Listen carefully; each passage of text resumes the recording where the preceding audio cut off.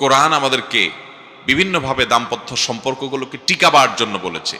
আল্লাহর কাছে সবচেয়ে অপছন্দনীয় বৈধ কাজ হলো তালাক।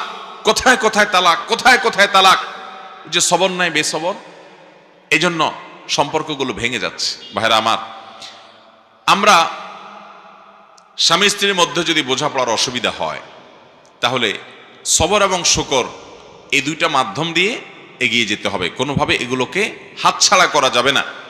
ডক্টর খন্দকার আব্দুল্লাহ জাহাঙ্গীর রহমতুল্লাহ আলাইহির এ বিষয়ে একটা বক্তব্য আছে। স্যার রাহিমাহুল্লাহ বলতেন যে স্বামী স্ত্রীর মধ্যে যদি কোনো প্রকার বোঝাপড়ার গরমিল হয়, তো এক শ্রেণী মানুষ পাবেন, তারা স্বামীকে যেরকম উস্কায় স্ত্রীকে এরকম উস্কায় এবং সম্পর্কগুলো টিকতে দেয় না। আর ইসলাম বলে, কোরআন এবং সুন্নাহ বলে না, পারলে তাদের মধ্যে মিল করে দাও, তাদের মধ্যে মীমাংসা করে দাও।